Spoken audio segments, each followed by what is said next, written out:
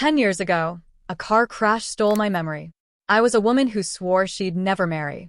My parents saw an opportunity and handed me over to Ethan Thorne, the man they had chosen for me. Ethan, however, despised me. His heart was already claimed by someone else, the one he never forgot. Marrying me was never about love. It was about obligation, a concession to family pressure. I thought having a child might close the gap between us. But after our son was born, Ethan began bringing her into our home. And Aiden, my little boy, who had once clung to me, slowly turned against me. He learned quickly that the fastest way to gain his father's approval, and hers, was to insult me. From the outside, they looked like a perfect family, smiling, happy, complete. Then, over something trivial, Aiden shoved me down the stairs. I struck my head hard. In the quiet sterility of the hospital room, I woke up and my memory returned. The rush of memories hit me all at once, 10 years of a life I hadn't chosen spilling into my mind. My mother sat beside me, crying, a frantic, grating sound that made my head pound. A vein throbbed in my temple. "Stop crying," I snapped. Her tears ceased immediately. I furrowed my brow. "How is what you did any different from human trafficking?" "I'm sorry, Clara," she whispered, her eyes red and pleading. "Your father and we only wanted to see you settled, to have a family." My gaze fell on the burn on the back of my hand, skin still raw and raised, a small injury I'd gotten days ago while making soup for Ethan and Aiden. Neither had touched a bite. Aiden had dumped the pot down the toilet, saying the sight of it made him sick. Seeing my silence, my mother reached for my hand. "Clara, look, you have a child now. He's a wonderful boy. Can't you try to make a life with Ethan? For Aiden's sake." I pulled my hand back. "I'll think about it." My mind was a storm. I had never wanted to marry, and I certainly didn't feel ready to raise a child. But reality was unavoidable. The damage was already done. It was as if I'd woken from a long sleep only to find my world in ruins. The door opened and Ethan entered. His gaze flicked to the gauze around my head before settling into his usual cold, unreadable expression. "Are you all right?" he asked flatly. "I'm fine," I replied. His voice hardened, defensive. "Aiden didn't mean to push you. You can't blame him entirely." He glanced toward the door. "Aiden, come apologize to your mother." I laughed bitterly under my breath.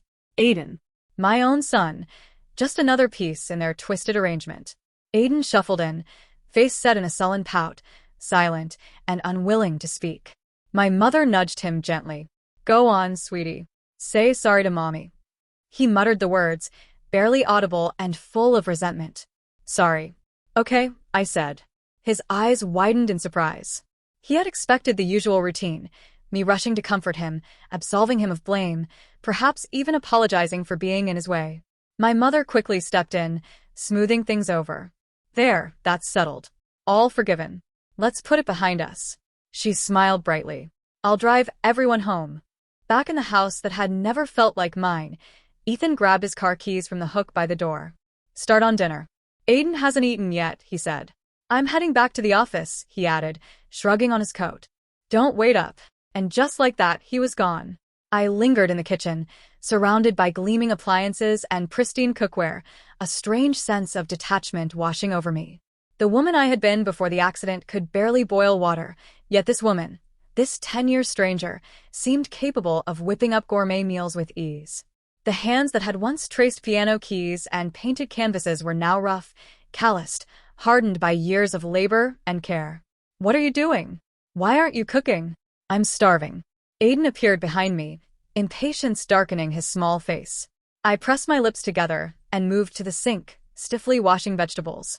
He watched for a few moments before, apparently satisfied, leaving the kitchen.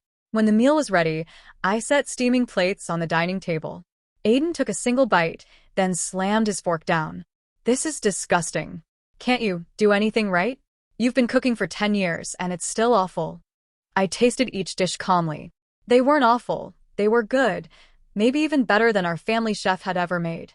He muttered under his breath just loud enough for me to hear. "Useless. Can't even cook. Not like Aunt Ava.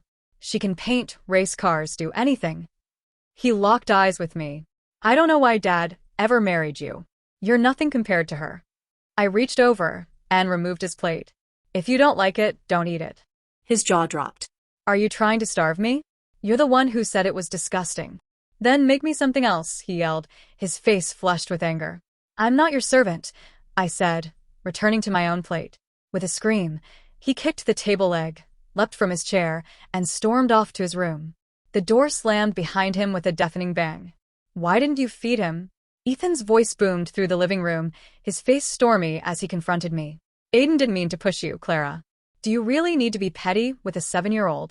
I glanced past him. A sliver of light peeked from Aiden's slightly open bedroom door. I could feel his gaze listening. When our eyes met, the door quietly closed. He said my cooking was disgusting, I said evenly, holding Ethan's gaze without flinching. He tugged at his tie, voice rising. Then make him something else. He's a child. You can't just leave him hungry. A soft voice interrupted, honeyed and calm. Ava slid an arm through Ethan's, instantly soothing him. Don't shout, darling. You'll scare Clara. She turned to me, smiling serenely. Let's handle this calmly. Ethan's posture softened, his expression melting as he looked at Ava. You're right. Sorry, I just got carried away. Did I scare you? She shook her head, smiling. Just try not to get so angry. It's not good for you. I was used to this.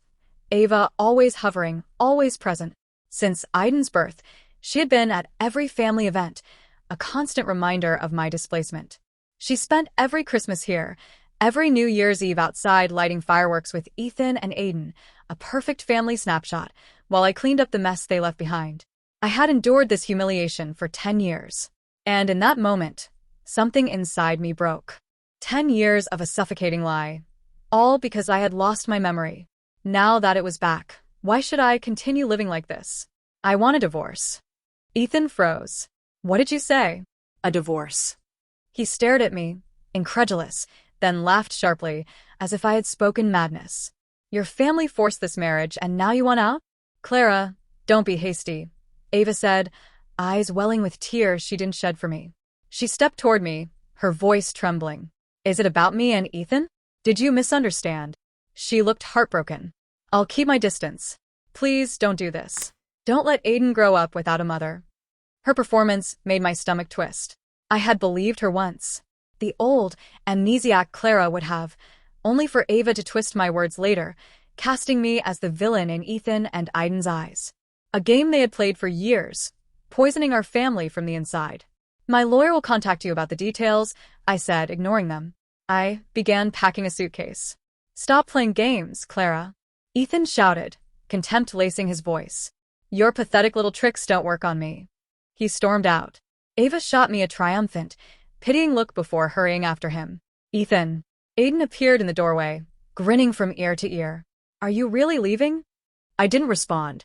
His excitement grew, practically bouncing with joy. Awesome. After you're gone, Aunt Ava can be my new mom. My hands paused briefly over the suitcase before moving faster. I had to escape this house. The child's cruelty, the man's madness, it was suffocating. Aiden kicked the side of my suitcase. Hurry up, pack, and leave already. He narrowed his eyes, mimicking his father's disdainful glare. You're dragging this out, aren't you? Thinking up some new trick. He scoffed. Dad was right. You're a nasty woman, full of bad ideas. I laughed, sharp and humorless. For years, I had treated this boy like he was the center of my world. And now he told me to leave, calling me nasty. A dog, raised for 7 years, might still wag its tail at your arrival. I had raised a son for 7 years, and he wanted someone else to be his mother. I zipped up my suitcase and walked past him silently. At the door, he called out, voice triumphant. Don't come back. Nobody wants you here. Aunt Ava is my real mom now, the lady of the house. I left the Thorne residence and went to my own villa, a property Ethan knew nothing about. A text from him appeared. Where did you go? I deleted and blocked his number, along with all his social media accounts. He didn't know about my assets. I wasn't worried about him finding me. But fate has a way of catching up.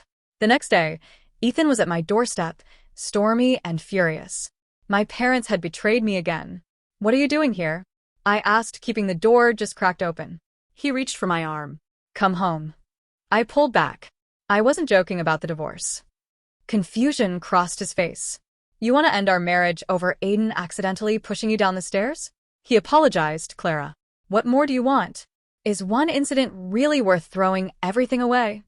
I forced down the anger boiling inside me. Mr. Thorne, a divorce is the best solution. You can pursue your true love, and I can finally live the life I want. He laughed, bitter and angry. The life you want? Isn't that with me? A happy family of 3? Isn't that what your mother called me for? Stop pretending, Clara. I know your games. I remained calm, my face unreadable. That was their dream, not mine. And from now on, they'll stay out of our lives. He looked skeptical, brow furrowed. I never wanted to marry, I continued. My parents took advantage of my memory loss after the accident. They lied. Now my memory is back, and I want my life. I'm sorry you were forced into this marriage, truly. But for 10 years, you owe me an apology too.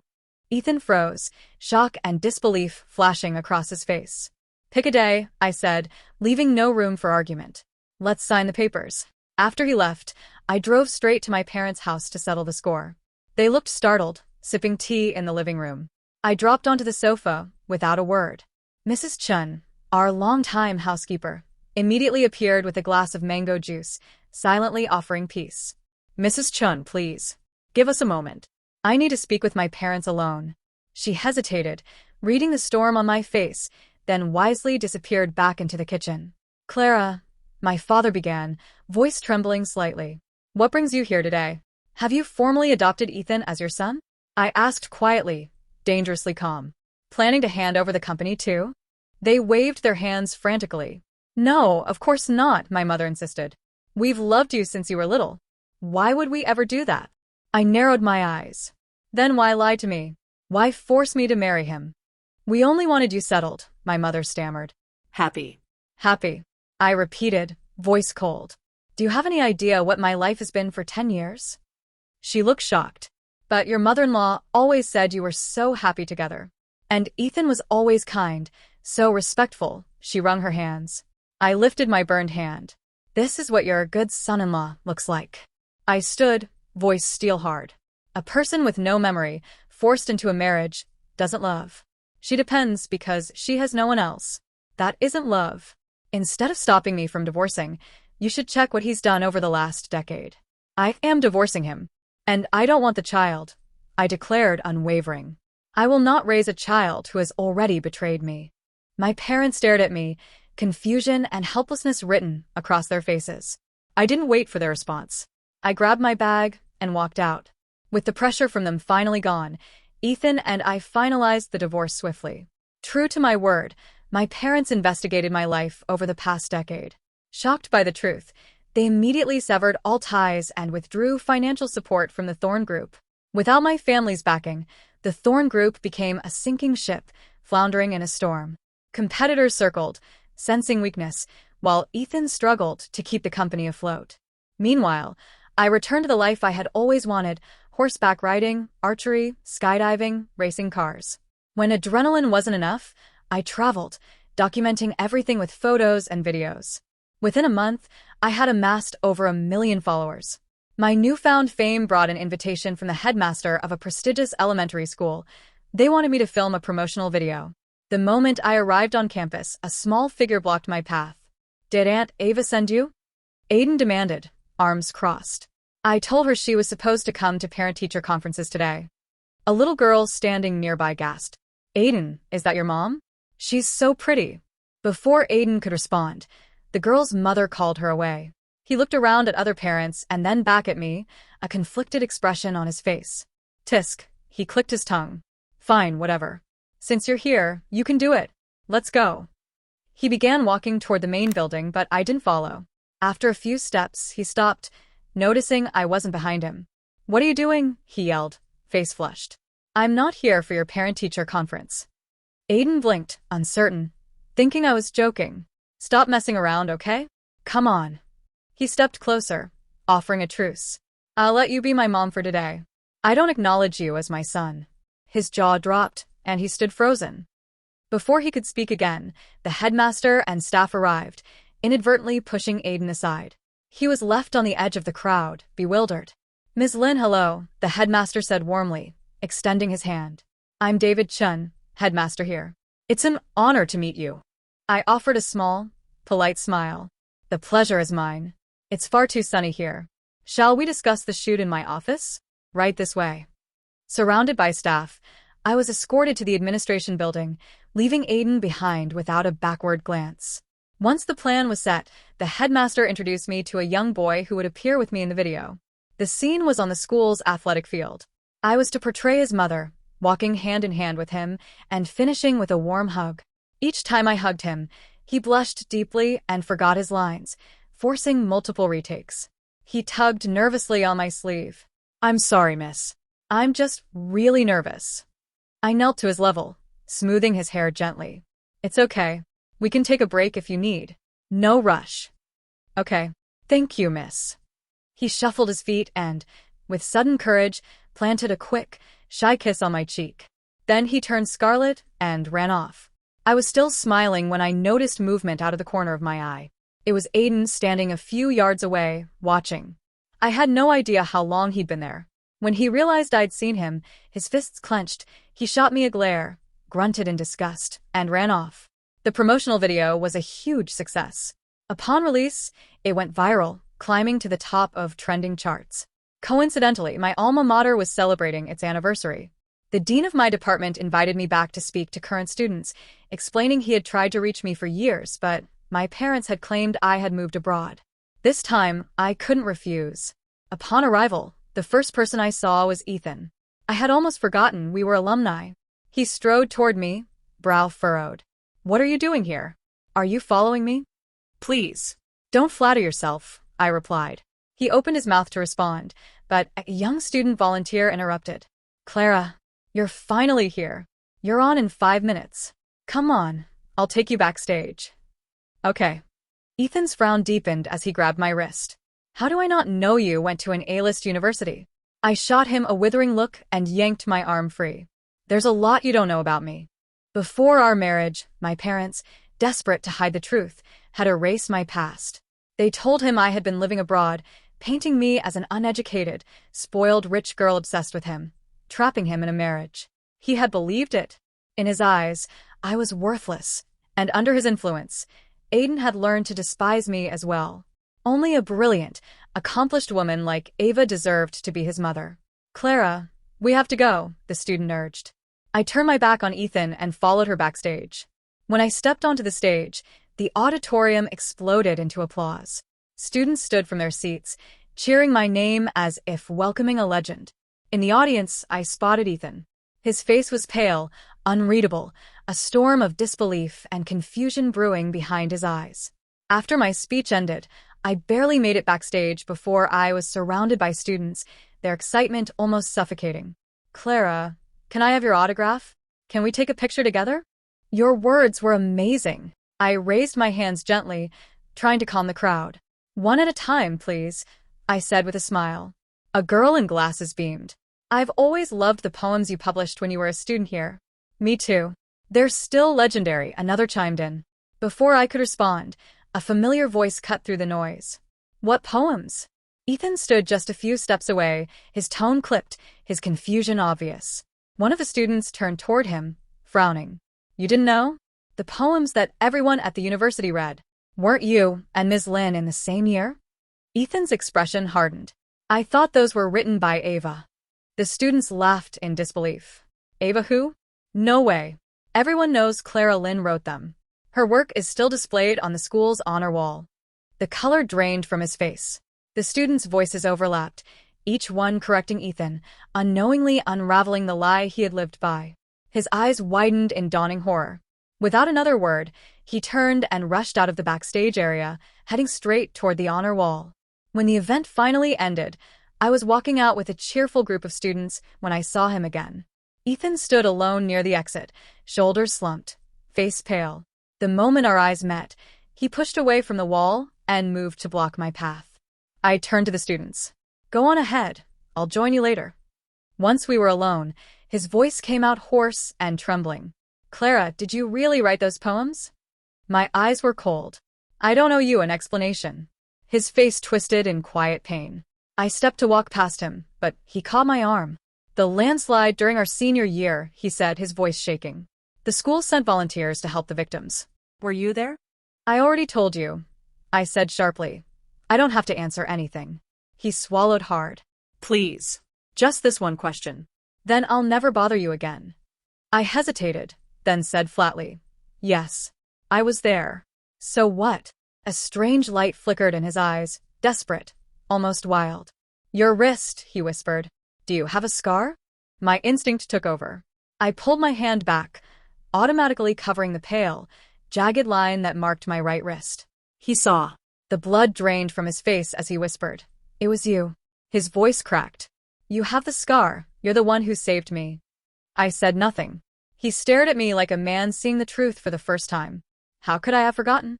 That scar, once my symbol of courage, had become my shame. After my accident, during my years of amnesia, Ethan had once told me it was ugly. From that day on, I never wore short sleeves again, not even through the hottest summers. Now, the irony burned. The scar he despised was proof that I had saved his life. It happened during our senior year. A landslide struck a small mountain town, and the university sent volunteers to help with rescue efforts. I was one of them. While we worked, another slide hit. A student beside me was swallowed by a wave of mud and stone. I heard his faint cries for help and ran toward the sound. He was trapped. No tools. No signal. No one nearby. So I dug with my bare hands. Sharp rocks tore through my palms. A shard slashed deep into my wrist, leaving a 4-inch wound that bled freely. His cold, trembling fingers brushed mine, smearing his blood with mine. Stop, he rasped weakly. You'll die too. Go get help. I squeezed his hand. Hold on. I'm not leaving you. It took everything I had to keep digging. By the time I uncovered his face, he was half-conscious, lips blue from lack of air. The rescue team arrived moments later and pulled us both out. When I woke up in the hospital, my parents told me I had been lucky to survive. I was sent abroad to recover and never returned before graduation. Now, standing before Ethan, I watched realization break over him like a storm. He staggered back, his voice barely audible. All this time, I thought it was Ava. How could I have been so wrong? And just like that, everything clicked. He had mistaken Ava for me. Back in college, I had a blog where I shared my poetry. One reader, username ED, always left thoughtful comments. We began chatting, and I realized how much we had in common. When he asked for my number, I declined, keeping our friendship online. The day before the volunteer trip, he'd asked if I was going. I said yes. After the accident, I never logged in again. It was obvious now. E.T. stood for Ethan Thorne. He was the one I'd saved. And Ava, my roommate back then, had known everything. She was known as the copycat, always mimicking me, stealing my habits, my words, my style. She must have taken my life piece by piece, until even the man I'd once saved believed she was me. Ethan's eyes were red and pleading. Clara, can we? No. I interrupted, my voice cold and absolute. We can't. The past is the past, he murmured. I'm sorry, he whispered again, but it sounded foreign, awkward, almost fake. My stomach turned. Moments ago, before he realized who I truly was, he had looked at me with disdain. Now, guilt had replaced contempt, but it wasn't for the Clara he had tormented. It was for the woman he'd hurt without a second thought, for the decade of emotional cruelty he'd inflicted. I met his gaze steadily. You make me sick. Without another word, I walked away. If I had to stand near him 1 second longer, I would have been physically ill. Once my life was back on track, I returned officially to my family's company. One morning, as I approached the building, Ethan's hand shot out from behind, gripping mine. I tried to pull free, but his hold was unexpectedly firm. Clara, please. Just give me a chance to make it right, he said, desperation etched in every line of his face. Mr. Thorne, a man should keep his word. You promised you wouldn't bother me again. He fell silent, lips pressed thin, then finally said, I've cut ties with Ava. Nothing ever happened between us. Can't you just give me one more chance? Please. I pried his fingers off slowly, deliberately. No. I find you unclean. He opened his mouth, then closed it, speechless. His expression shattered as he turned and walked away. I thought the lesson had sunk in. I underestimated him. A week later, a torrential downpour struck, and there he was, kneeling on my doorstep, soaked through a thin white shirt, shivering violently. Neighbors began snapping photos and sharing them in the community group chat. Exasperated, I grabbed an umbrella and went outside. Clara, he rasped, voice hoarse. I'm clean now. See? I've scrubbed myself over and over. He rolled up his sleeves, showing raw, reddened arms. I'm not dirty anymore. I swear.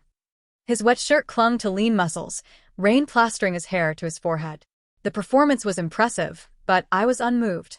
You could scrub every ounce of skin from your bones, I said evenly, and you would still disgust me. Stop wasting your time. It's over. I will never forgive a man who spent 10 years torturing me emotionally. He knelt there stubbornly. Then I'll stay here until you do. Suit yourself. I returned indoors, made ginger tea, and watched him shiver from the floor-to-ceiling window. Finally, I dialed 911.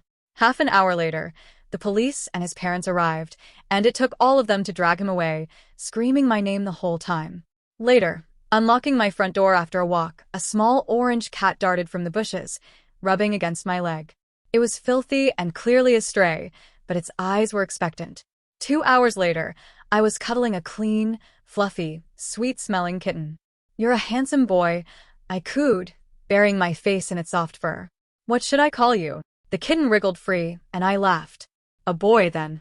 Marmalade it is. Before I could enjoy another cuddle, the doorbell rang. I opened the door to find Ethan, haggard and soaked, standing beside a scowling Aiden. I hardened my expression. What do you want now? Ethan pushed Aiden forward. Clara, you can't abandon him. He's your son. I looked down at the child's face, twisted with hostility, then back at Marmalade in my arms. You must be mistaken, Mr. Thorne, I said, stroking the kitten. This is my son. Marmalade meowed loudly, as if on cue. Aiden's face contorted. Are you insane? You'd rather have that stupid animal than me? I don't want you as a mom. You're not good enough for Dad. Ethan, white with fury, slapped Aiden across the cheek. How dare you speak to your mother like that? Tears welled in Aiden's eyes. Why did you hit me, Dad? It's true. Ethan turned pleadingly to me. Clara, he's just a child. Ava put these ideas in his head. I stroked Marmalade, my voice dangerously calm.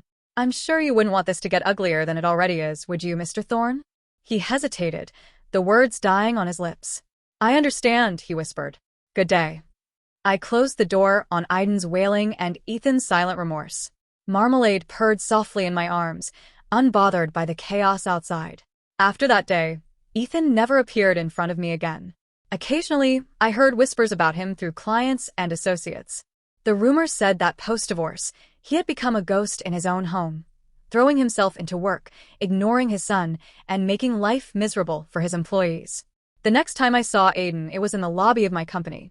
My mother and I were attending a board meeting when he came running toward us. Mom, he cried, a feverish patch on his forehead, throwing himself against me. I pushed him away, my expression icy. Confused, he looked at me, then shifted his gaze to my mother. Grandma, he whispered.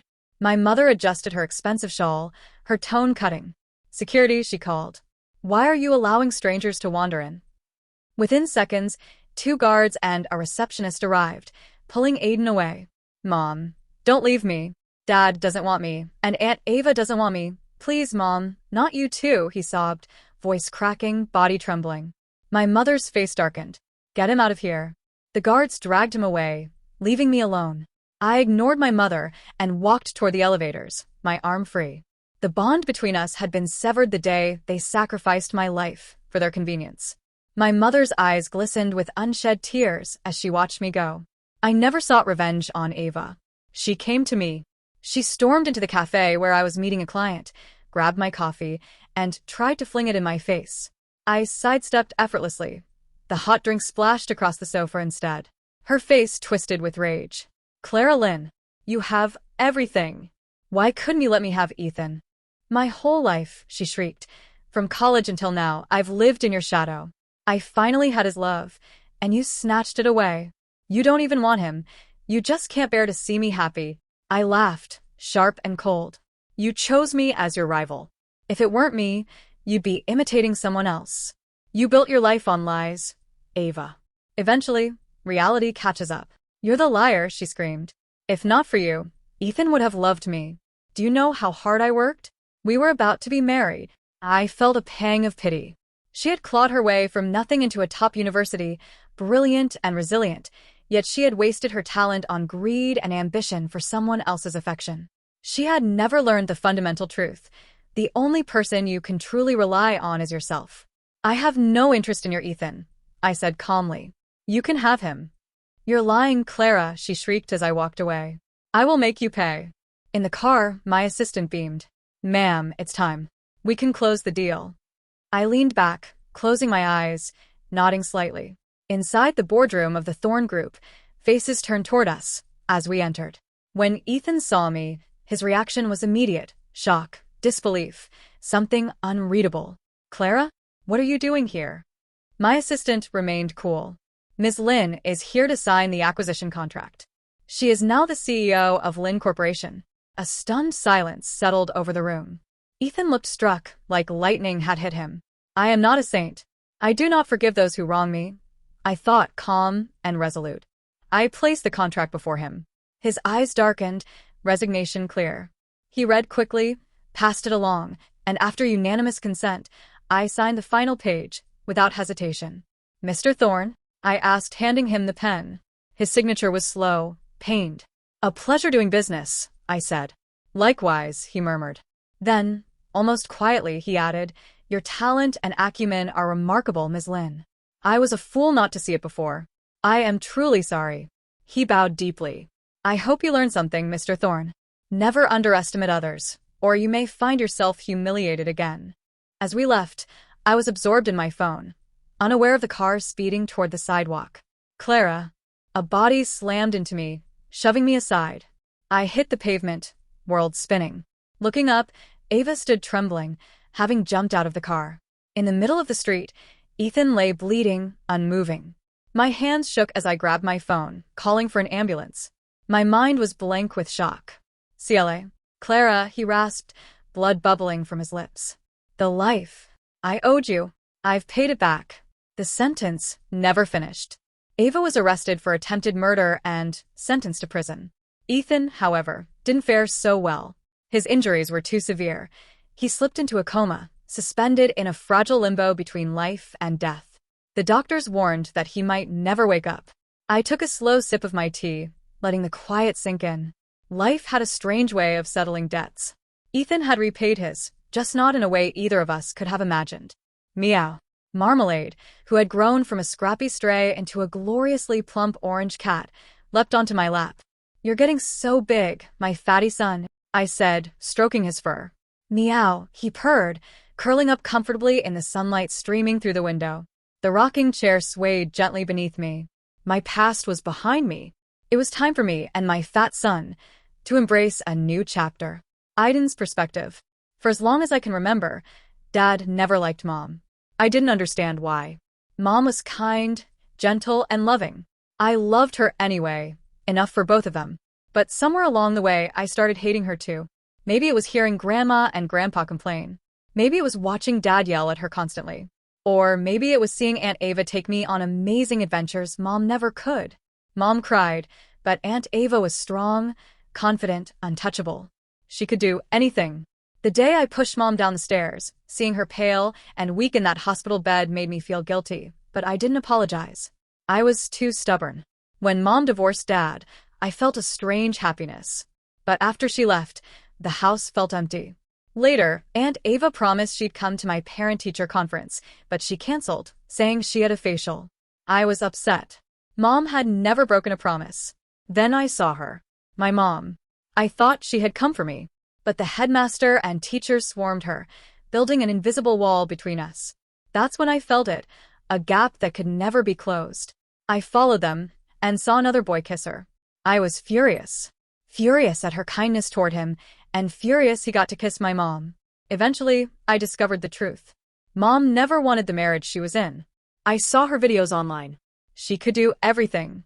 She was cooler, bolder, freer than Aunt Ava. Without Dad or me, Mom became confident, unstoppable, a wild, beautiful rose. Dad, however, lost his mind trying to win her back. She didn't love him, and it would never happen. After she humiliated him, Grandma dragged him home. Then he tried to use me as a pawn. At the time, I thought Aunt Ava was my hero. I believed in her. When I said awful things to Mom, Dad slapped me. I didn't understand. He had once adored Aunt Ava. Why had he changed? Hearing Mom say she would rather have a cat for a son than me ignited a new anger. Dad's plan failed. He left me, never returning home. Aunt Ava stopped pretending to like me. She called me a bastard, said the sight of me made her sick. That's when I understood I had been used. All this time, the only person who truly loved me was Mom. When I fell sick searching for her, she didn't want me. Grandma treated me like a stranger. Then Dad had his accident and slipped into the coma the doctors warned about. Our family went bankrupt. I had to drop out of school and live a lonely, aimless life. Eventually, Mom's assistant reached out. She told me to return to school, assuring me Mom would support me until I was an adult. Mom kept her word, though she never visited. Her attention was now reserved for the only son she had, the fat, orange cat. I followed her online, watching her videos, longing to be close. I wished I could lie in her lap, be the one petted. But there are no second chances. I no longer had the right to call her Mom. When I turned 18, the assistant blocked me. I now work part-time jobs to support myself and take care of Grandma and Grandpa. Maybe that's why I'll never marry. A person who cannot take responsibility for another has no right to claim love.